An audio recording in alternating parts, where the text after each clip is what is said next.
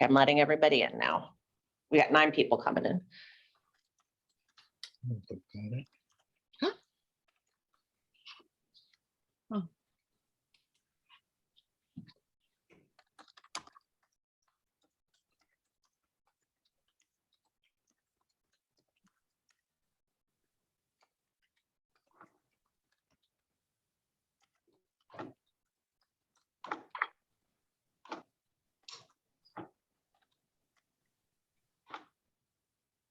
Okay, good evening, everyone. Thank you for joining us tonight. I'm Chris Yergalonis, Director of the Fort Lee Public Library, and we're here tonight for a panel in celebration of Fort Lee's 3rd Annual Fred Korematsu Day of Civil Liberties and the Constitution. Fred Korematsu made the brave decision at the age of 23 to challenge the policy of Japanese internment by refusing to abide by Executive Order 9066 in February 1942, that all Japanese Americans on the West Coast report to internment camps. I'm just letting some more people in, 1 second. Multitasking here. Okay. This was a fight he took all the way to the Supreme Court. A big thank you to Mayor Saklich and the Council of Fort Lee in 2020, making January 30th recognized as the Fred T. Korematsu Day of Civil Liberties and the Constitution. We are pleased to welcome back Tak Furumoto as our keynote speaker. Tak, who is a Fort Lee business owner and veteran, also presented for the library's panel on violence against Asian Americans in August, and most recently in December for his lecture on his family's experience in the Japanese internment camp. And I'm pausing 1 more minute to let a couple more people in here. Okay. We're also pleased to share messages from additional speakers who will be introduced later in the program.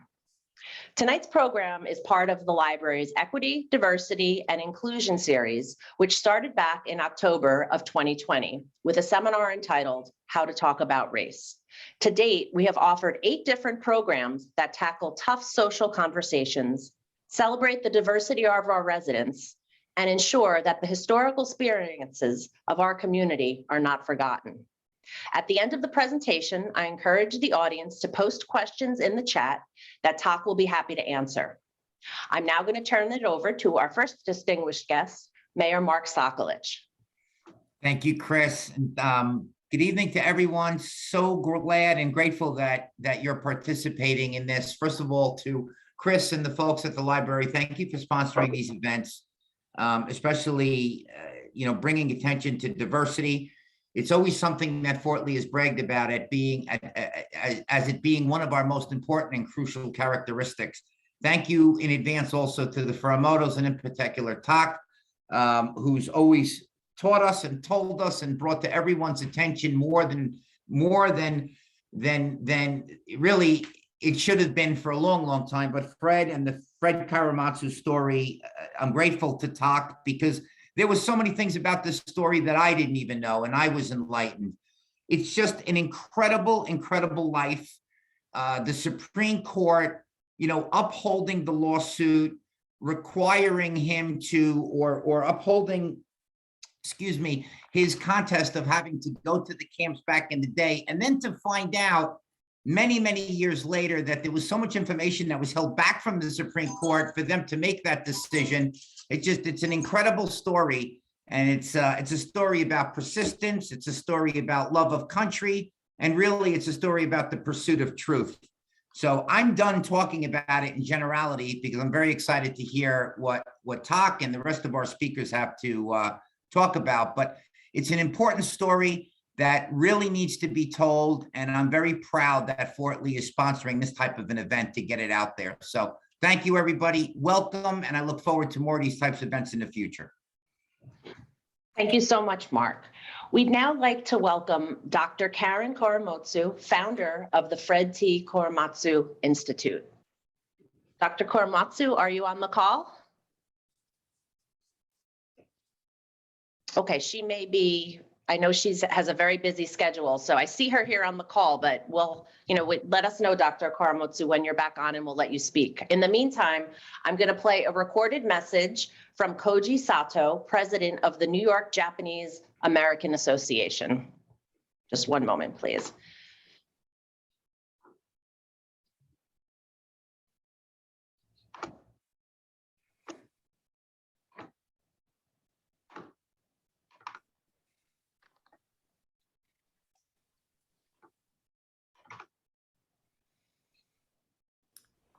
Hello, I'm Koji Sato, president of the Japanese American Association of New York.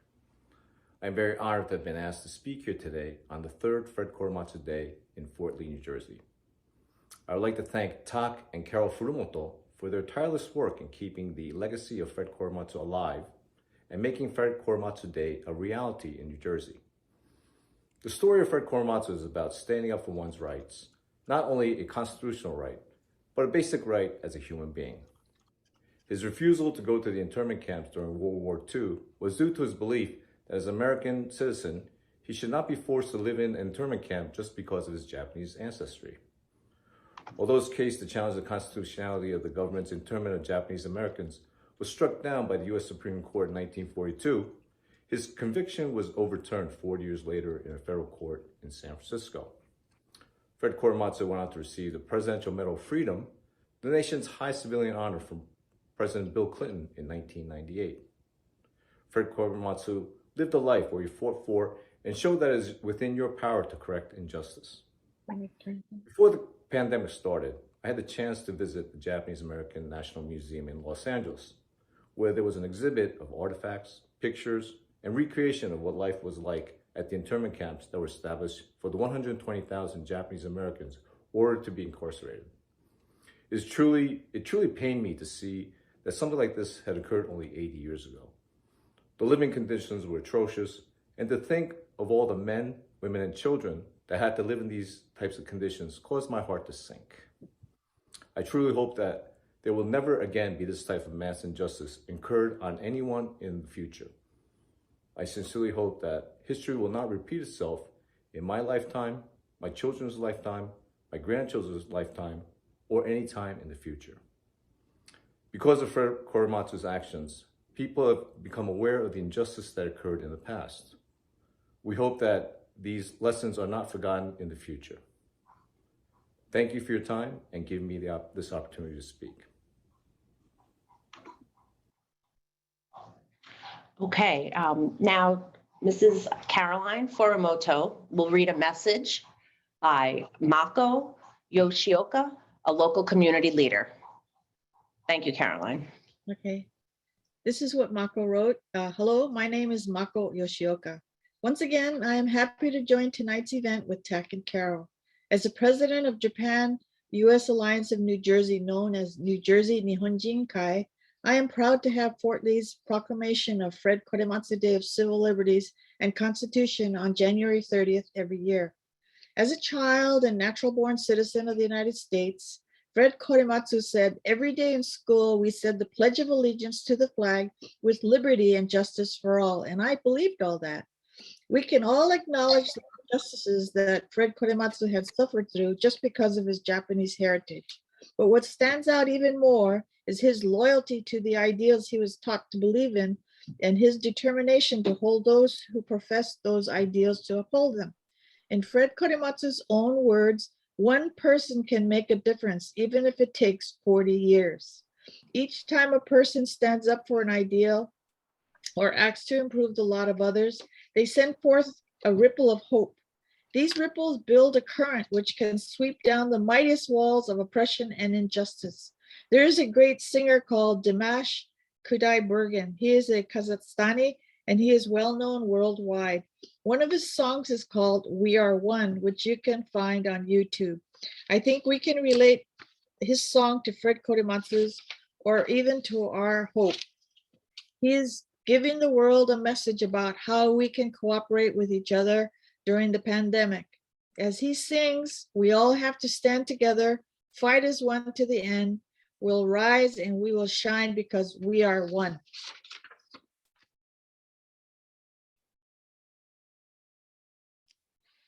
Oh, Chris, your voice is not on. I apologize.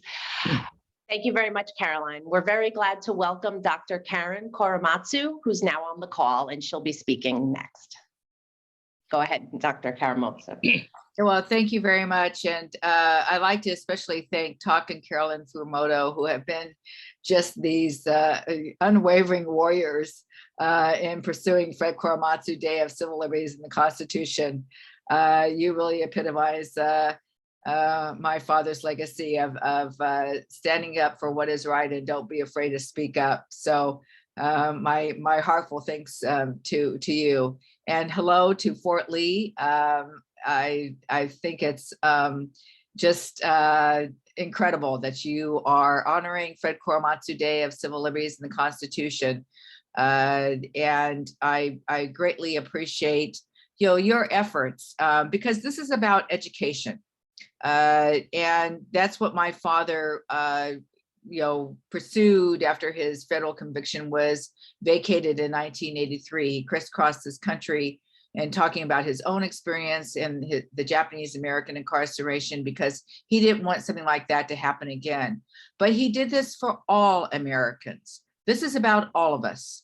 And the education that we need to continually encourage, especially his day, is about our civil liberties and upholding our Constitution. It's about fighting for our democracy. That seems to be kind of attacked on all fronts, quite honestly. But it's also for civic engagement and participation. Bless you.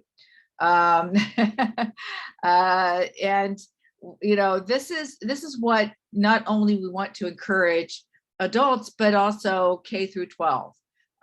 We want to create a country that they can be proud of, that they can participate in, that they learn how important it is to make a difference.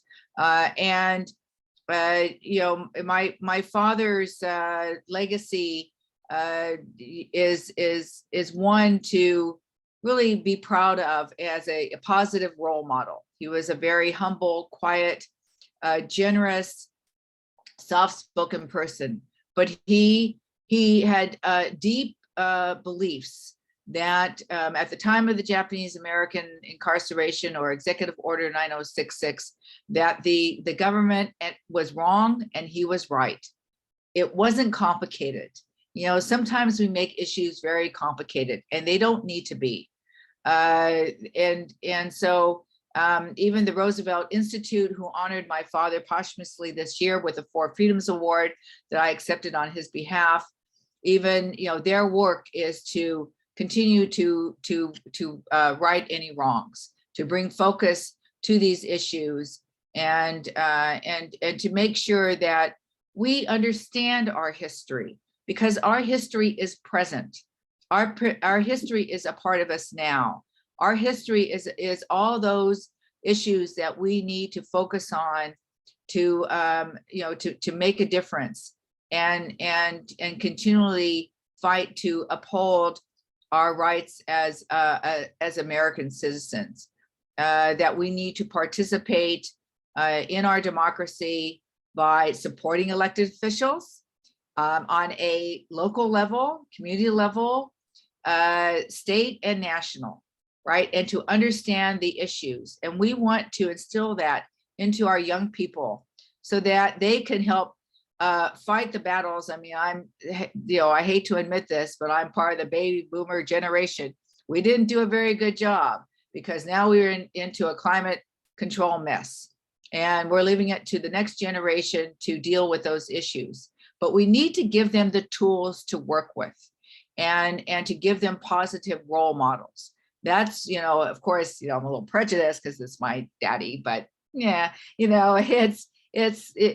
very fortunate that he was a role model for me, and why he's such a positive role model for everyone, no matter what their race, ethnicity, religion, gender, age, because I now used to crisscross this country, hope to be with you sometime in person. But before the pandemic, about 90,000 miles a year is what I used to do. And to kind of instill in the hearts and minds of all of us that that one person, as Carolyn said, can make a difference, and so can you. Because my father did this in the face of adversity. When he disobeyed the military orders in 1942, he was ostracized and vilified by his own Japanese American community. Not even his family supported him. And to carry on this fight for justice. Was he bitter and angry? No. Did he blame anyone? No. He just believed in the principles, moral principles of right and wrong, and he treated everyone like he wanted to be treated. See, it's not complicated. It's about remembering what our moral principles are, what our goals are for all of us need to be, because we all want to protect and help grow our families, to protect and grow our communities, our state, and this nation. And that's why it takes all of us. We need to be the solution and not the problem. That's what my father believed. And we all can do our part. It's a little bit at times, because you're raising families and you're busy, and all of those who are juggling several different jobs, I'm very impressed, because I know what that takes. And especially if your loved one's in a healthcare crisis like my husband, it's a very challenging time for all of us. But we have to remember what deep down what we all want, what our values are, what we want not only for ourselves, but our families and this country. And that's what this day represents. It's about upholding our civil liberties, upholding our Constitution and our democracy. It's really not too complicated. And to remember that civics is so important. Civic participation is so important if we're going to make change. My parents, they didn't tell me this. They didn't say that to my brother and I, like, you have to be civically engaged. They actually demonstrated.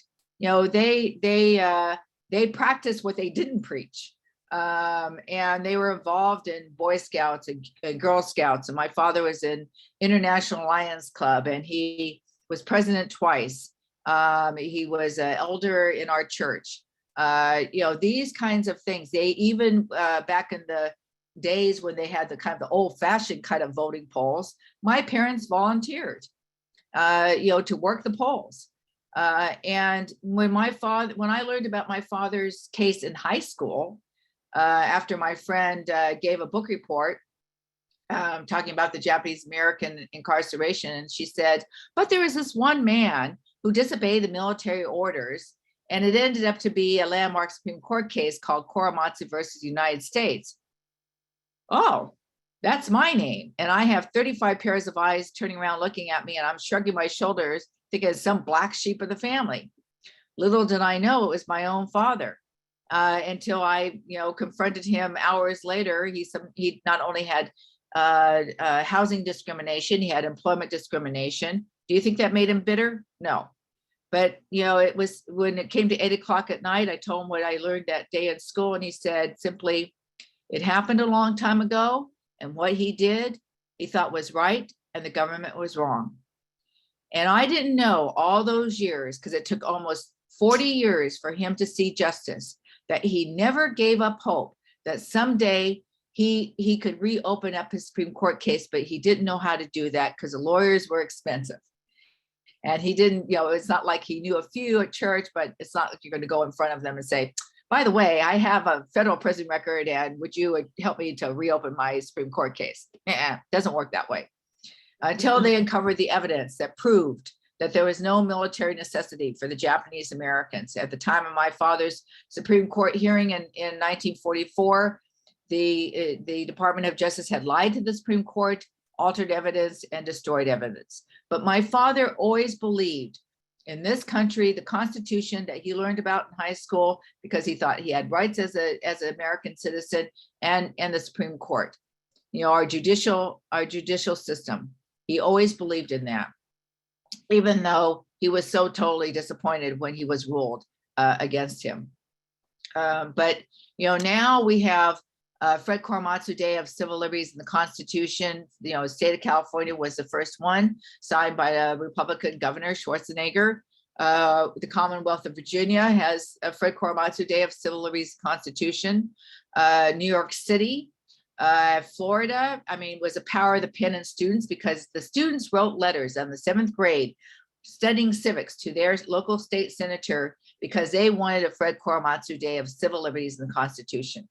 They wrote their senator, and he created a bill. Remember the cartoon, How to Create a Bill? Well, it worked. And so he created the bill. It was passed in the Senate. This is several years ago. Had a colleague in the House take the bill. It was passed. And because of the power of the pen and students, we have Fred Korematsu Day of Civil Liberties and the Constitution in the state of Florida.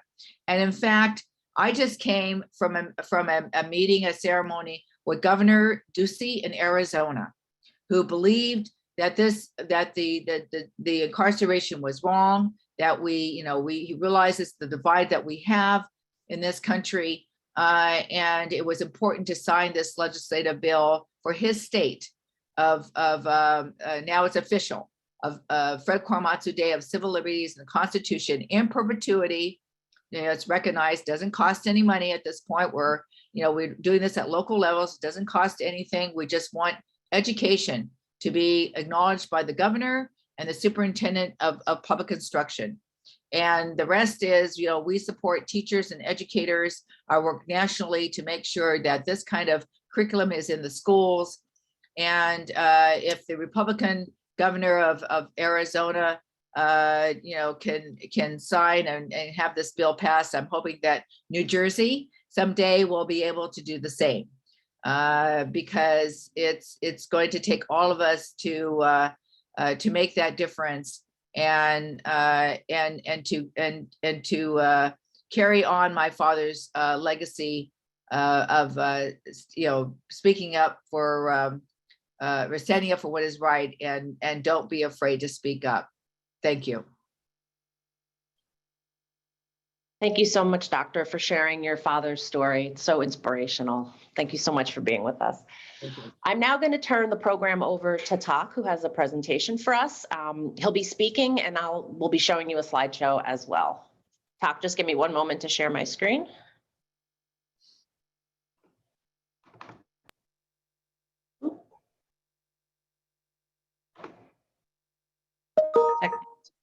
One moment here.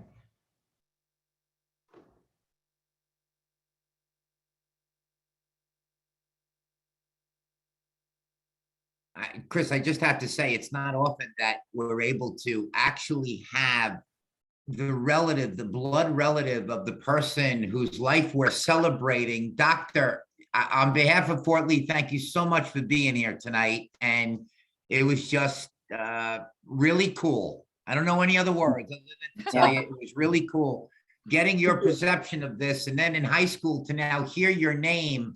Oh my gosh, your father. I didn't hear you use the word, but I'm pretty sure your father was probably also one of the most humble people you've ever, right? Yeah. I mean, right. You would think that's all he would talk about while you were growing up, yet it took your high school classmate who did a book report. Hey, Dad, what's going on with the Supreme Court case stuff? So thank you so much for sharing that. That was great. Thank you. Okay, sorry, Tom, we're ready for you. I had to get that in there. Thank you, Mark. Okay, Chris, is it okay to start? Yes, go ahead. Okay. Before I start my speech, you're probably wondering, where's my wife sitting next to me today? Well, 50 years ago, she and I came to Fort Lee. That was a time when I came back from service in Vietnam with a serious case of PTSD and exposure to Agent Orange. She had nursed me through, and I couldn't hold a job. And every place I went, because of the PTSD, I was terminated. And this led to starting our Furumoto Realty, which is in existence in Fort Lee for over 48 years now. And I want to thank Fort Lee for embracing us when we had such a hard time. But really appreciate it. And happens that we got married almost 50 years ago on Fred Korematsu Day, January 30th. We got married in 1972. So 3 days away for 50 years. Now, she had nursed me and supported me. Without her, I might be in New York City being homeless today. But I just wanted to mention that before I make my speech today, and I want to thank her. Well, I want to thank Mayor, and I've known Mayor since he was in high school. His brother and I worked together, and he's really a fearless leader. By that, I remember the bridge gate, and also this Fred Korematsu Day. And I spoke to him and the mayor and council. This is the only place I know of that approved the Fred Korematsu Day of Civil Liberties and Constitution overnight. That was January 16, 1920. This is our third year. And the mayor, thank you ever so much. And I really, really appreciate your leadership here. Thank you. Please. And to Welcome. Karen Korematsu, thank you so much for sharing about your father. I was gonna talk about Fred Korematsu, but you said it all. So I'm gonna get into a 80th year anniversary of the Executive Order 9066, where Fred Korematsu decided to defy disorder and chose federal prison. Not too many people could do this. And today, so number one slide, keep this slide on. This is a proclamation that Fort Lee, Borough of Fort Lee wrote a little over 2 years ago. Okay, I'm gonna talk about our experience, our family experience, what happened, what is Executive Order 9066. Yeah, next one, please, Chris.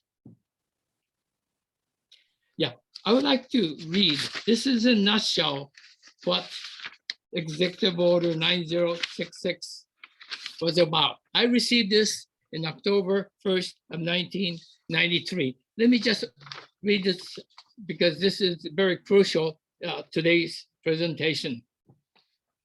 Over 50 years ago, the United States government unjustly in turn evacuated or relocated you and many other Japanese Americans. Today, on behalf of your fellow Americans, I offer sincere apology to you for the actions that unfairly denied Japanese Americans and their families fundamental liberties during World War II. In passing the Civil Liberties Act of 1988, we acknowledge the wrongs of the past and offer redress to those who endure such grave injustice. In retrospect, we understand the nation's action were rooted deeply in racial prejudice, wartime hysteria, and lack of appropriate. We must learn from the past and dedicate ourselves as a nation to renewing the spirit of equality and the love of freedom. Together, we can guarantee a future with liberty and justice for all. You and your family have my best wishes for the future.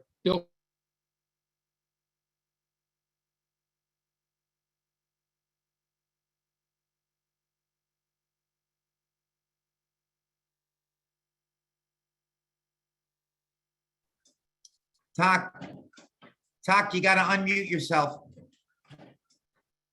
Tak, you're muted.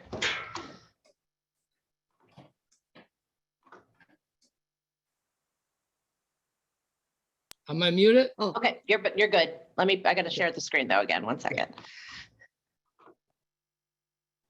Okay, you're good, Tak. Okay. This was given to us in 1993. The actual Civil Liberties Act of 1988 was signed by President Reagan. they decided to give us $20,000 each, and that took 5 years. So from President Reagan to Bush Sr. and also President Clinton. Unfortunately, over 50% of the people who were interned did not hear this news nor the compensation. I only wish our parents had read this apology letter because they have suffered so much.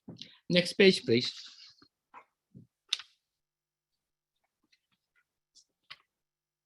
Now, what led to Civil Liberties Act of 1988? In 1978, Aiko Herzog Yoshinaga, she uncovered the fabricated report that was given to the Supreme Court, which imprisoned 120,000 Japanese American in West Coast, California, Oregon, Washington, and part of Arizona. Our family was one of them. They were given 10 days notice, one suitcase per each person, and we had lost everything and our dignity. And what she found was a fabricated report, and this led to the Civil Liberties Act of 1988. Person like her and Fred Korematsu led us to Civil Liberties Act of 1988.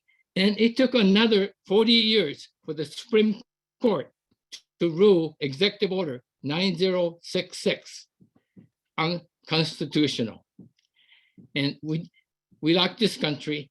We believe in Constitution, and we have to safeguard it. We cannot let the leaders of our country do this to us.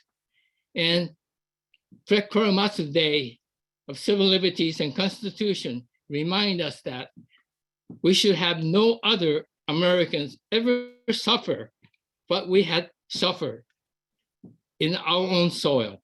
Next page, please. This was the Executive Order 9066, which was signed by President Roosevelt in 1942. Because of this, 120,000 Japanese American, including our family, was interned. Next page, please. This is a place, the first place that they imprisoned us was Santa Anita Racetrack for 6 months. During this time, the 10 internment camps were being built in 10 remote places in the United States. Next page, please. This is called Lower Arkansas. This is the first internment camp. After 6 months in the Santa Anita Racetrack, they went. During their stay here, the US government had loyalty questions for us. Specifically, number 27 and 28 was a very unfair question. 27, would you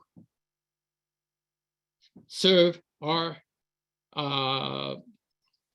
military to defend this country? And my father and my mother said, no, we lost everything. Our kids are here, why should we? And 28, would you disavow Emperor of Japan? At that time, we had my father's parents in Hiroshima, Japan, as did my mother in Hiroshima, Japan, very close to the atomic bomb. And so we were transferred to the next place, the segregated camp. Next page, please. This is called Turtle Lake Segregation Camp. This is where I was born. Many people ask, did they have a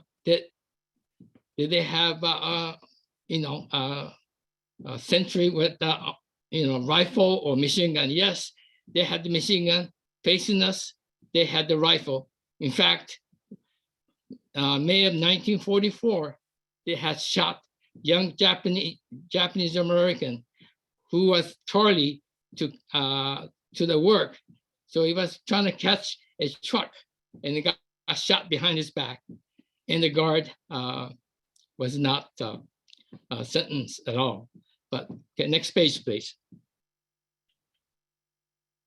Well, this is my picture when I was born. This, the one on the right is a passport picture. We decided to go back to Japan, and my mother, her citizenship was taken away. And once we were in Japan, we couldn't come back to this country. But it took us 4 years, from 1952 to 1956, when my sister turned 21, to recall everybody back because she had the American citizenship. And for the kids, the American citizenship was not taken away from us. Next page. This was the last picture we took in Turtle Lake Camp. This is the first family picture we took in Turtle Lake Camp.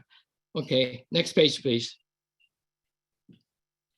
Now, reason why I'm showing this picture, this was a postal stamp that was unveiled June 3rd of last year, 1921. Now, these Japanese American soldiers during the World War II, despite the fact that their families were locked up in a camp, they volunteered to serve the United States Army. And they became the most decorated unit in the entire history of the United States.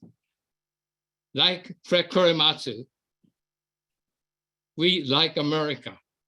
This is patriotism. I myself volunteered, decorated, but came back with PTSD, but I'm very proud. So a lot of us are very proud to be an American, and we must safeguard our Constitution so we have a better place to live. Next page, please.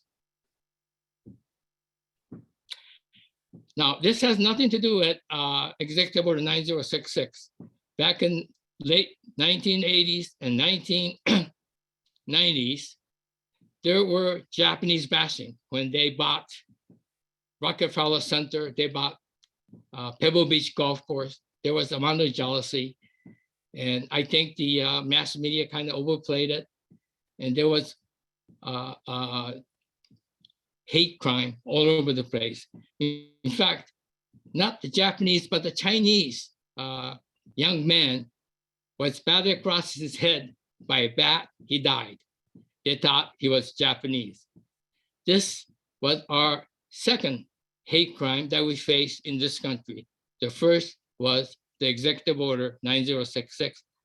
The Japanese bashing was back in 1980s, 92. Also, we have the current hate crime. These are due to decision-making by our political leaders. This should not happen. We should always have something like what Chris had here. And I was one of the panel on hate crime to discuss this on the grassroots level and try to put to an end of such a tragedy. Next page, please. I'm not bragging, but Mayor Sokolich and the council gave me key to the city of Fort Lee, and I'm very thankful. Despite the fact that we had all kinds of problems, Japanese Americans were discriminated. I came back with a PTSD, and my wife and I somehow we made it. In 3 more days, we'll be married 50 years. This is a story, but in closing, what I'd like to say is that we should educate, like Karen said, we should legislate, and also we should have grassroots events like this so that we can talk about it and safeguard our Constitution. And I'm looking forward to all the questions that you have, and I'd like to hear your comments, especially would you do what Furumoto Day, defy the US government? What do you think of what we faced? How do you feel if you were faced with a situation like that? What would you do so that no other American can, face the plight that we had done? Thank you very much. Thank you, Tak. We'll now open up the question and answer portion of the program. You could put your question in the chat and then I will read them to Tak and your comments as well. We'll give people a few minutes. I want to congratulate you on your 50th wedding anniversary, Caroline and Tak. Congratulations. I don't know how we did it. I didn't know that you were married on my father's birthday. Yeah. Yes. Yeah. January 30th. That's ironic. They didn't. Congratulations. That's so Thank you. special. Thank you. I sent her back to LA so many times. She came back. She nursed me. She supported me and started our Furumoto Realty Company. That's why she's my boss these days. I'm very thankful. Okay. Well, we're just waiting for people to enter some questions. And Tak, if while we're waiting, don't be too bashful about talking about Furumoto Realty, because for those of you from Fort Lee know that Furumoto Realty set the pace here for many, many, many years on. Tak, you must have inspired, including my brother, probably over 100 men and women to go into real estate brokerage, and you taught them from an early age on what to do, how to do it honestly, and you've really spawned more careers than just about anybody I could think of. And it was all about the way you conducted yourself, and I mean that. Well, I thank you, but I think the fact that the community of 40 had embraced us, and I happened to be in the right place at the right time, and also I met the right person, such as my wife and my father, who was only a migrant farmer and only had 8th grade education. He attended segregated school in Sacramento and Florence. A lot of people don't know the Japanese American went to segregated school just like a blacks did in 1920s. Wow. But all these things is because the community of Fort Lee, and we have a great leadership in Mayor Sokolich. Thank you very much. Thank you. Thank you. Thank you.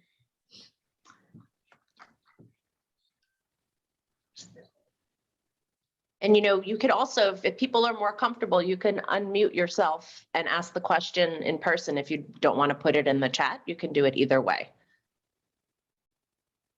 Don't be shy. We usually get more questions from 5-year-olds, Tak, I have a question for you. I noticed, you had quite a few siblings in the pictures that you showed. Are they activists like you as well? It's funny. One of them told me there was a pilgrim in Turtle Lake because I was just born there, so I didn't know what the camp was all about. She went a couple of years before I did, and she said, you do have to go there and take a look. And I'm very grateful. But my other sisters, 2 of them, they refused to go. And my wife's mother refused to go. Oh, by the way, my wife's parents got married in Turtle Lake Segregation Center. Oh, wow. Her grandfather passed away in Turtle Lake Segregation Center. We were locked up over there for close to 4 years. And many, many things happened, but that's in the past. But we have to look for the future and see what we can do to safeguard our Constitution, be alert, and have grassroots movement like this. Tak, I have a question for you and for Karen. Can you talk about the legacy of Fred Korematsu in terms of how we stand up against modern, racially and nationally motivated, incarceration and segregation? Could you answer that, Karen? Sure, I'll be happy to. This is actually so painful because here we are, 80 years after the executive order 9066 was issued, and we're still addressing these problems. And I think, certainly in incarceration now, especially for African Americans in prisons is such a big issue. This is why education is so important, about learning about our history, because our history is present. And these issues may change from ethnicity to ethnicity, but the problems seem to be still the same because we haven't learned from our past. And about racially profiling. I don't care what ethnicity you are, even for whites, because white Caucasians, I mean, they get kind of pigeonholed also, and people are afraid that they're going to get blamed, for some of the problems of the past. This is not about blaming. My father never blamed anyone. That's truly amazing. He never blamed anyone. He didn't say, oh, bad things about the government or bad things about the people. The mayor is right. He was a very humble person. And it was a matter of moral principles of what was right and his stand for justice, and the government was wrong. And the way that we make change is to do this collectively, to address these problems head on. That, we do have a problem, that especially kind of incarceration in our prisons and that kind of racial profiling that's happening now, segregation and of different groups. I always say, get out of our silos. Let's work together to make these changes. There's no magic formula. There's no like, oh, now everything's good. It doesn't happen that way. And the mayor and all of you know that, because it takes all of us. It takes purposeful conversations to say, okay, these are the issues that we need to work on. Even when you disagree, you can agree to disagree, find the common ground, just talk about what you all agree upon first. You want safety for your families, you want safety for your community, whatever the issue is, you can bring it down to those basics and go from there. And you're not going to always agree. You can agree to disagree, but you can work these problems out. To me, I have said that prejudice is ignorance, and the way that we make that kind of change is through education, K through 12, our public education. It's all part of that. And it's, we always put kind of education, that term, at the bottom of the list. Oh yeah. Well, we all agree about that. Oh yeah. But no, this is not a throwaway kind of opportunity to make change.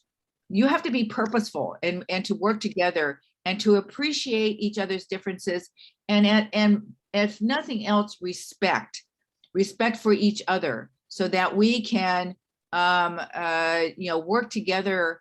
And somebody just put up about ethnic studies. Now, to be honest, I'm if you don't mind me just kind of keeping going here for a minute, because ethnic studies is a really big issue. People are afraid of it for some reason or another. Now, we just passed a law in California. I was appointed as one of the ambassadors of education to the state of California, because I think we need to know about our collective past. That's what ethnic studies is. We're not talking about critical race theory, which has no place in K through 12.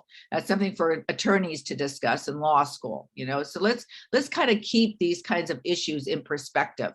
Let's not blow them out of the water and try to politicize them because of somebody's opportunity or misunderstanding. I mean, the misinformation, because 70% of the misinformation is retweeted in this country, and we all need to watch that and be accountable for what we see to make sure that these issues are correct. So, I hope that you recognize that what we are trying to do is to, especially in ethnic studies, is all children like to see themselves in history. That's how they attach to this country. And it's not about pointing fingers and saying somebody's fault. This is about knowing about ourselves, because if we know our own story, then we can appreciate other people's stories. And that's how students learn. And that's how we need to think about working together to address these problems of prejudice and racism and segregation of depending on what I'm not sure, for your community, what exactly that means, what's happening there. So I apologize for that, but not knowing what's happening in the community. But if, it's these issues that need to be, don't be afraid to address them. Don't be afraid to talk about them and hear and listen to each other. Listening is the most powerful tool that we have, and we need to use it. Yes. Thank you, Karen.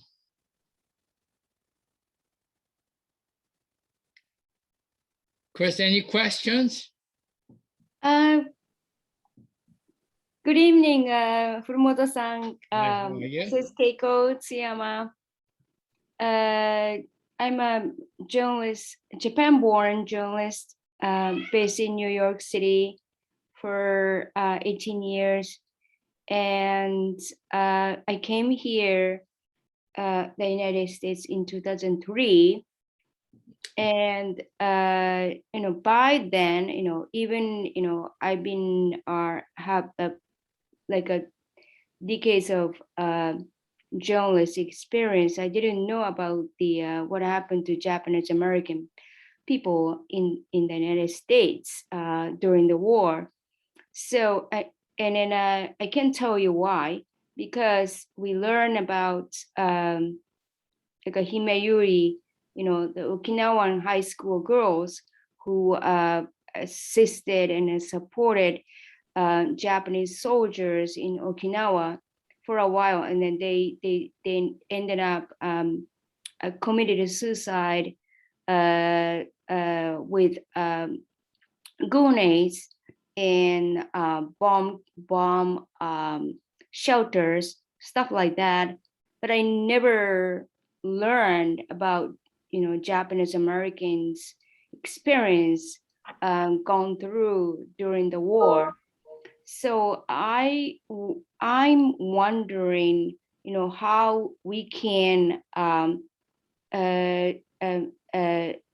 share and then convey the messages of you, Mr. Furumoto, and then the Karen, your father's messages to the overseas, especially to Japanese nation, Japanese people.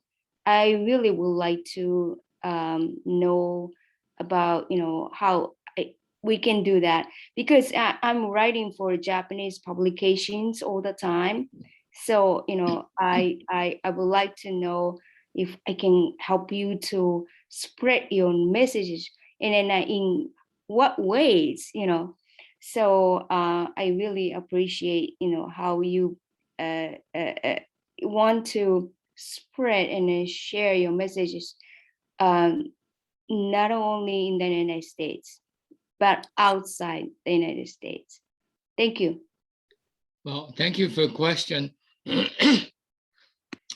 For the American community, I have opportunity to lecture at different colleges and high school in different organizations, and telling about our family experience. I have not had the opportunity to really talk about this with the Japanese, but only experience I have with the Japanese is that I had spent about 10 years about my early life, from 1.5 to 11.5 years old in Hiroshima. And because of that, I started Hiroshima Kai, and together with the Reverend Nakagaki at the Buddhist Church, we've been holding the memorial service and sending the our service and our events back to Japan. And the fact that the Americans had dropped the atomic bomb, we do care about peace. So in this respect, about the peace, we do kind of relay this information to Japan, but not the internment camp. And maybe perhaps we can do that too. But for the Americans, it is so important because this happened in American soil. It didn't happen in North Korea. or Nazi Germany. This happened here. So I like to make sure people do understand this debt exists. This was fabricated by the top people because of the racial discrimination. But that that I will continue to do. If it could write articles to the Japanese people, we really appreciate it too. Thank you. Yeah, thank you. Yeah, and let me just add, if you don't mind, actually, I work with several of the consul generals from Japan around this country. They do their tours, especially San Francisco, LA, but even our ambassador from Japan, I don't know the current one just because of COVID, but the previous ones in the past I have met with, and they are very much interested in understanding the Japanese American incarceration story. And even, my father's story. I mean, when Prime Minister Abe was in office, he was at the Japanese American National Museum, and through an interpreter, because I don't speak Japanese, it wasn't actually encouraged language to learn when I was growing up, actually. Discouraged is more like it. And but he was, very much interested and knowing about the Japanese American story. And the NHK, in Japan, the big television communication station has done, I know, several different programs on my father, on the incarceration. So I know it's out there. I get interviews from time to time from other journalists. So there is an effort to get the story out there. I didn't know actually until my very first trip to Japan, which was in 1983. There was such a big misunderstanding of Japanese Americans. I mean, actually, they almost looked at Japanese Americans as traitors, because they had left the country for one reason or another. And, so that was a perception that's we've had to change over the years, and to understand, we have the same heritage, so to speak, but divided by an ocean and language, and in some instances, even some of the culture experiences. Some are same, but some are different just because of the two different countries. So it's good to continually write, take those opportunities now, like during, Fred Korematsu Day of Civil Liberties in the Constitution, the 80th, I should say, commemoration, I don't like the word anniversary, of Executive Order 9066 on February 19th. In Asian American Pacific Islander Native Hawaiian month of May. So those opportunities are good to focus on that kind of story. And then what I do is always like some type of keynote speech, even in Constitution Day in September 17th. So there's ways of getting this story out there, that we need more journalists who are actually writing the correct information, not misinformation. And interviewing people, like Talk and like Carolyn is a good way to do it as well. Thank you very much, Karen and Mr. Furumoto. I really appreciate your, all kinds of activities and then speeches, and then I'm, being impressed all the time. I just wanted to know how, all these strong messages and then activities can impress people outside the United States, because I think in the United States, people think that there are so many kinds of people, and then all the diversities and ethnics, people take it granted. But a country like Japan, it's really difficult to understand that there are so many people from different religion, ethnicity, and then beliefs, and so many things. So I just really think that it's really important for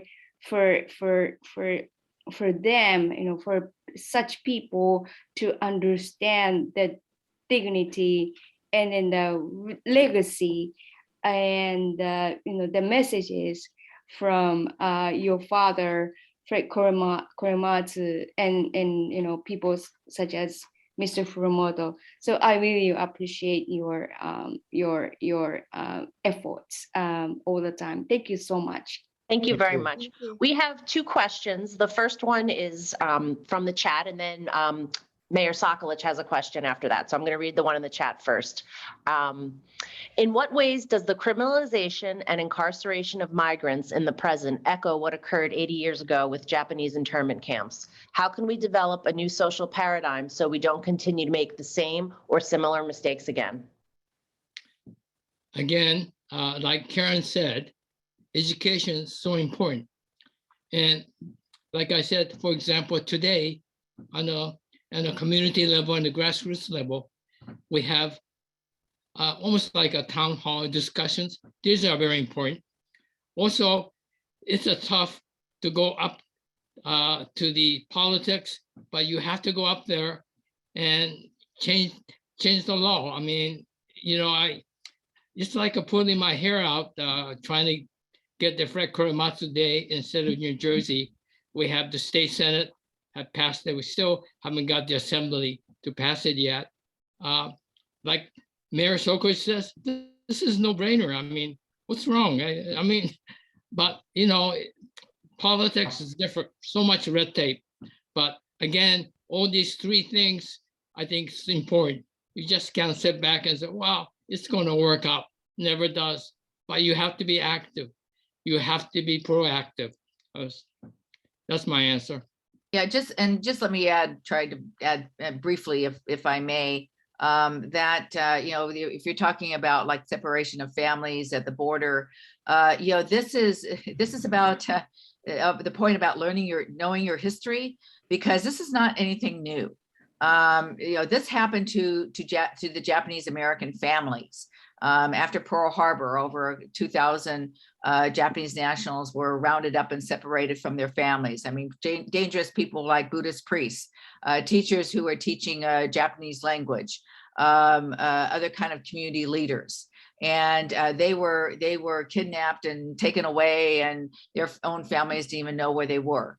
In some cases, people were separated, a lot of cases, people were separated from their children. So, what's happening now is, like I said, nothing new. And the way to make change is we have to work together, find those groups that collectively have that kind of commitment, and do it in a manner that is purposeful, but peaceful.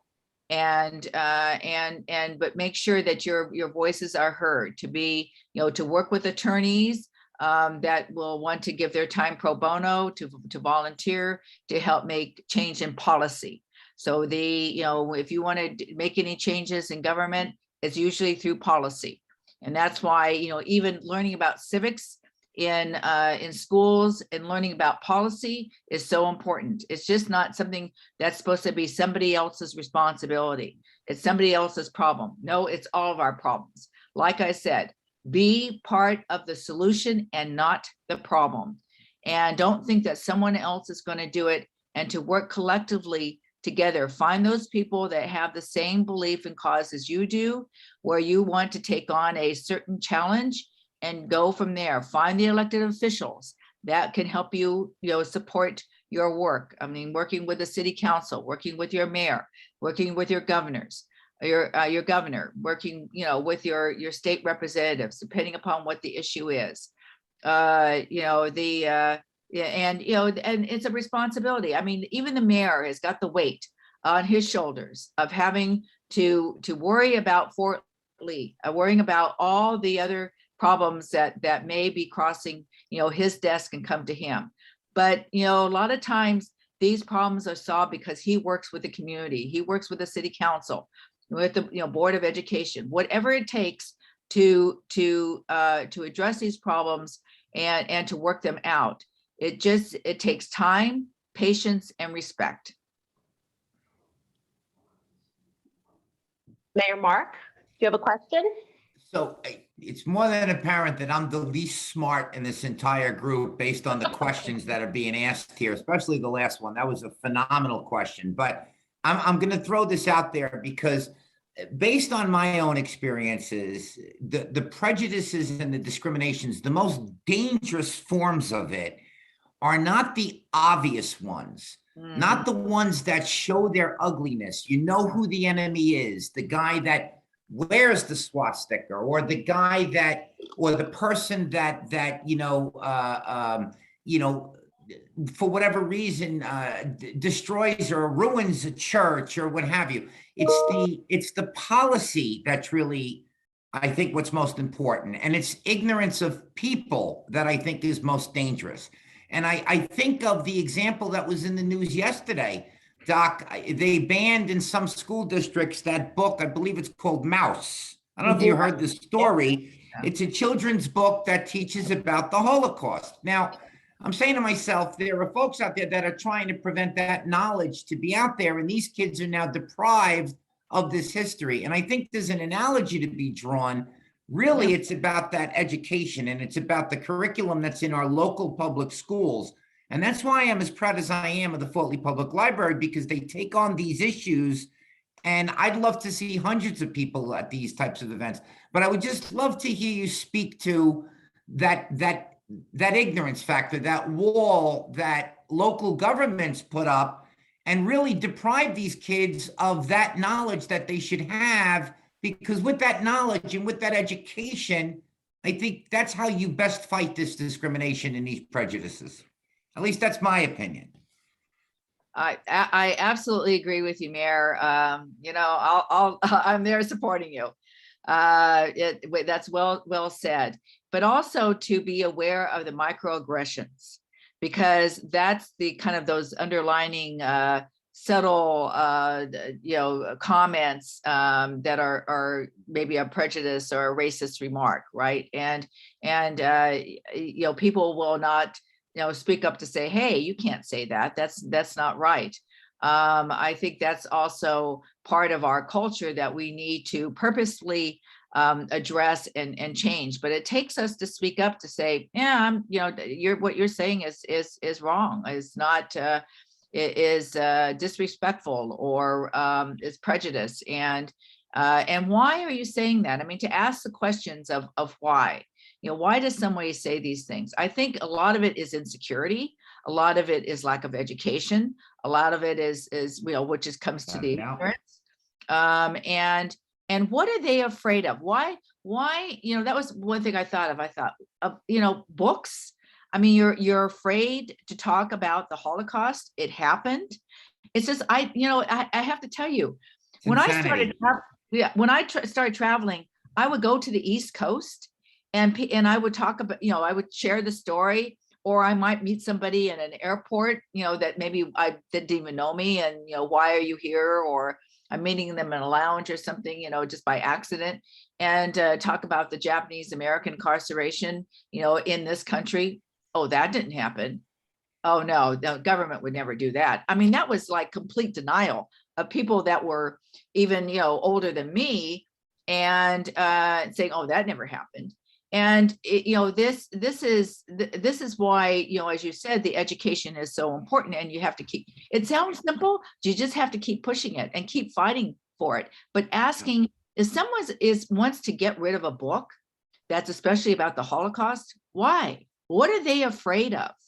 I think people have become so insecure in themselves that they don't know their own story. They don't have any identity. So somewhere along the way, they have become lost souls. I mean, really. And they feel like, that they're being attacked. So they want to do some type of aggression, like getting rid of a book. It's about, saying, all of us, getting together, writing petitions. No, this is not right. No, we're not going to allow this. And I don't care if it's the whole country that it needs to have a petition so that we have these books in place. Yep. It's, and not to be able to teach about race, really.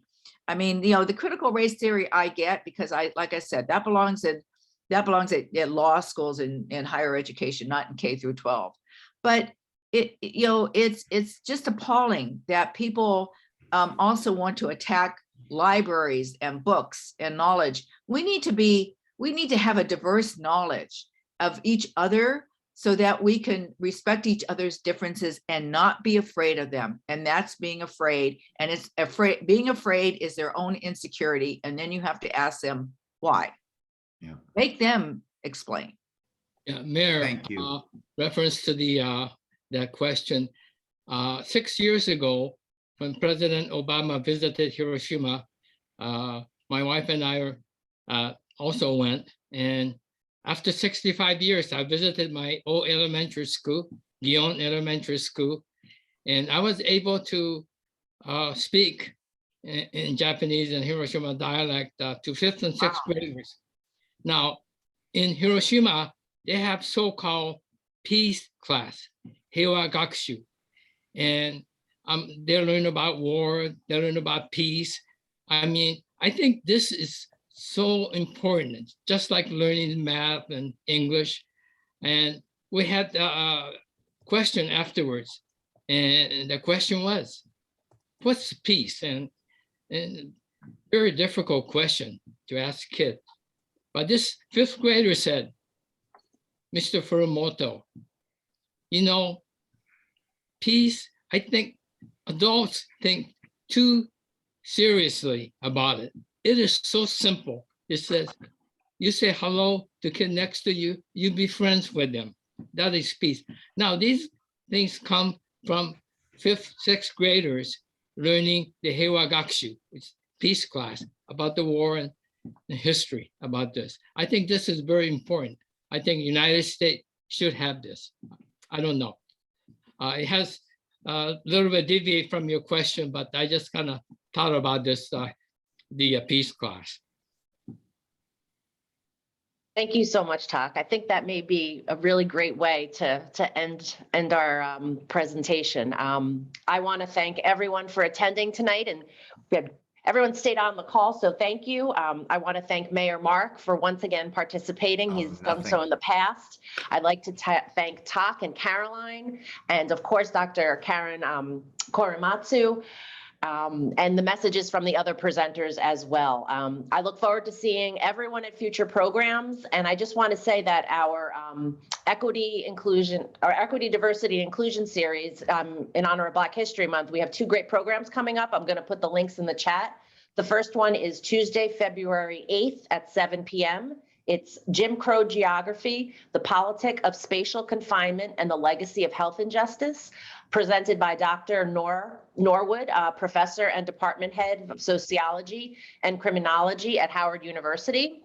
And then we're coming together with some other libraries on Wednesday, February 9th at 7 p.m. for the Roots of Black Music in America, presented by Carlos Trapp. And both of these are on Zoom, so I hope you will be able to attend. I will be sending everybody the link. We recorded this and it'll be on YouTube, so I'll share that with you. I'm putting the registration for everything in the chat, and I will also email everybody in the morning. So thank you very much, everybody. It was a great dialogue and conversation. Thank you, and keep Thank you. working Thank you, on Chris. that Fred Korematsu Day of Civil Liberties and Constitution Bill for the state of New Jersey. Have students write letters to their assembly, to their senators. That works too. That's how the power of the pen and students created the day in the state of Florida. So it's about getting together and working together and making sure that your elected officials know how you feel. So thank you all for your efforts, and especially to Carolyn and Tak and the mayor. Thank you always for Thank you, Doc. Chris, for all that you do to help carry on my father's legacy. I so appreciate it. Thank you. Doc. Thank Thank you, you. Chris, and happy anniversary, talking. Happy Yeah. anniversary. Celebrate. I don't know how we did it. We did it. Thanks, Chris. Another great job. Thank Take you. care. Thank you. Thanks, Chris. Be Good night. safe, everyone. Thank you, Chris. Thank you.